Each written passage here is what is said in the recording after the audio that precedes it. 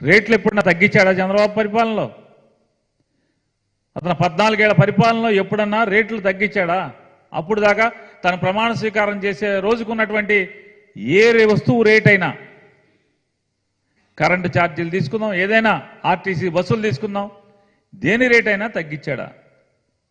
మోసపు మాటలు. ఆయనంట అమెరికాకి దారి చూపించాడంట. ఆ దారిలో అనేక మంది ప్రకాశం జిల్లా నుంచి వెళ్ళిపోయి అమెరికాలో కోట్ల రూపాయలు సంపాదించుకుని సెటిల్ అయిపోయారంట. బాగా సంపాదించారంట ఆయన చూపించిన దారిలో ఎంతో మంది వెళ్ళి. ఈయన లేకపోతే మామూలుగా ఈయన ముఖ్యమంత్రి అయ్యే వరకు అసలు ఆంధ్రప్రదేశ్ రాష్ట్రం నుంచి ఎవడు అమెరికా వెళ్ళలేదు, విదేశాలు వెళ్ళలేదు, విమానం ఎక్కలేదు ఎవడు. ఈయన వచ్చి అందరినీ మామూలుగా తాళ్ళేసి కట్టి విమానం ఎక్కి చెప్పించాడు, పలకా బలపం పెట్టి చదువు నేర్పించాడు.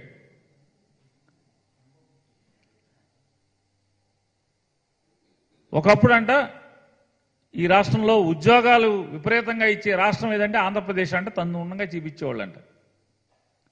ఇంటికి ఒక ఉద్యోగం ఇస్తా అని చెప్పి చంద్రబాబు నాయుడు చెప్పి మేనిఫెస్టోలో చంద్రబాబు నాయుడు పవన్ కళ్యాణ్ కలిసి 2014లో ఇంటికి ఒక ఉద్యోగం ఇస్తా ఉన్నారు. 1,60,00,000 పైచిలుకు కుటుంబాలు ఉన్నటువంటి ఈ రాష్ట్రంలో 1,60,00,000 పైచిలుకున్న కుటుంబాల్లో ఎన్ని కోట్ల కుటుంబాలకంటే 1 కోటి ఇచ్చారా, 1.5 కోటి ఇచ్చారా, 1,60,00,000 ఇచ్చారా, 10 లక్షలు ఇచ్చారా? ఎవరికి ఇచ్చారు ఉద్యోగాలు?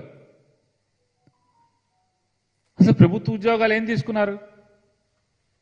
ఇవాళ జగన్మోహన్ రెడ్డి గారు వచ్చిన తర్వాత అది సచివాలయం ఉద్యోగం, ఏ ఉద్యోగం కాదా? రాష్ట్ర ప్రభుత్వ ఉద్యోగమే కదా. బేసిక్ ఎంత ఉంది? మీ రాష్ట్ర ప్రభుత్వంలో ఉన్నటువంటి మిగతా కార్యాలయాల్లో బేసిక్ ఎంత ఉంటుందో దాదాపు అంతే ఉంటుంది కదా.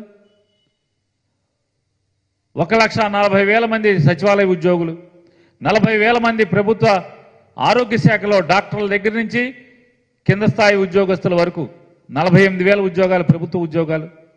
ఈ ఉద్యోగాలు కాదా? ఇది ఉద్యోగ కల్పన కాదా?